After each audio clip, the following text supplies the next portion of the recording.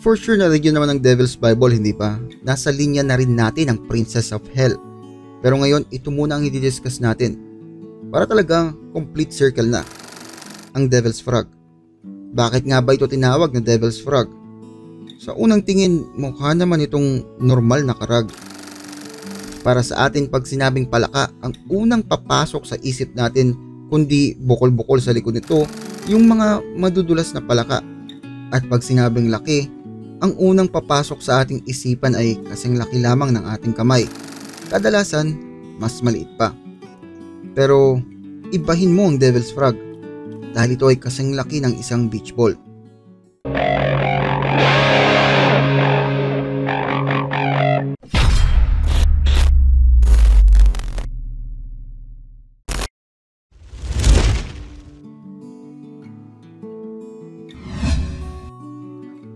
Ito ay tinatawag na Devil's Frog, Killer Bean, Devil Toad, o hindi naman kaya Frog from Hell. Pero mas kilala ito sa tawag na Devil's Frog. For sure kilala nyo naman si Beelzebub, di ba? Well, ito rin ang pinangalan sa palakang ito. Alam naman natin na ang Beelzebub ibig sabihin Lord of the Flies. Ang pangalan ng palakang ito ay Beelzebufo Ampinga. Beelzebufo na ang ibig sabihin ay Devil Toad. At ang Ampinga naman ibig sabihin Shield. Ito ay reference sa kanyang mga armor plate sa likod. Discovery. Noong 1993, nagkaroon ng discovery ang mga eksperto sa isang nilalang na posibleng kumakain ng dinosaurs. Ang mga fossil hunter noon na pinangungunahan ng paleontologist na si David Krause ay in-explore ang Madagascar. Dito, na-discover nila mga fragments o piraso ng mga buto na mula sa higanting 70 million year old na amphibian.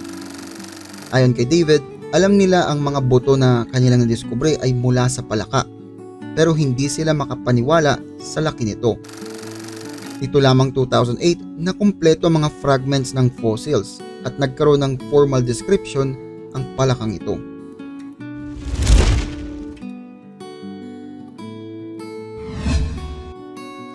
Ang palakang ito ay may sukat na 16 inches mula sa kanyang ilong hanggang sa puwitan. Ang kanyang bigat ay umaabot ng 9 to 10 pounds. Kung i-compare natin ito sa buhay na palaka ngayon, ang pinakamalaki ay ang Goliath frog ng West Africa na may laki lamang ng 12 inches at may bigat na umaabot ng 7 pounds. Dahil sa laki, binansagan din itong King of Frogs. Hindi sila kagaya ng ibang palaka kung saan tumatalon-talon ito sa mga lilipads at malapit sa mga ilog.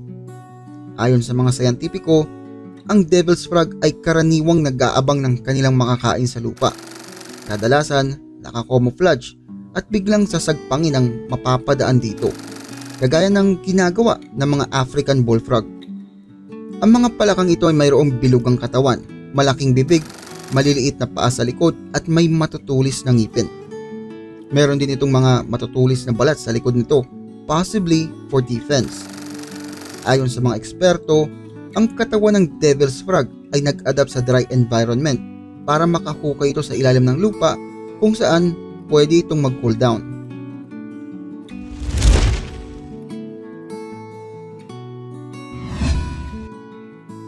Ang Devil's Frog ay closely related sa tinatawag na Pac-Man frogs o Ceratophrys. Meron itong malalaking bilugang katawan at malalaking bibig. Mga bugnutin ang mga nilalang na ito.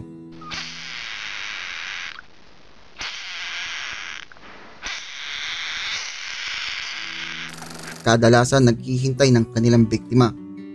Ang scientific reports ay nag-publish ng article noong 2017 kung saan ang mouth structure ng Devil's Frog ay katulad ng mga horned frogs o yung Pac-Man frogs. Nakakatawa man ang kanilang mga reaksyon sa internet, ang mga horned frogs o Pac-Man frogs ay may kakaibang talento. Sila ay mayroong malalakas na kagat kumpara sa mga kapwa nito palaka at mga salamanders. Ang karamihan sa mga palaka at mga salamanders ay bihirang kumagat kahit na self-defense pa. Pero itong mga Pac-Man frogs ay talagang kakagat, self-defense man o hindi. Dahil na din sa merong close relative ang Devil's Frog, mas nagkaroon ng interes sa mga eksperto sa Pac-Man frog. Naisip nila na pwede nilang masukat ang bite force ng isang Devil's Frog kung i-compare nila ito sa bite force ng mga Pac-Man frogs.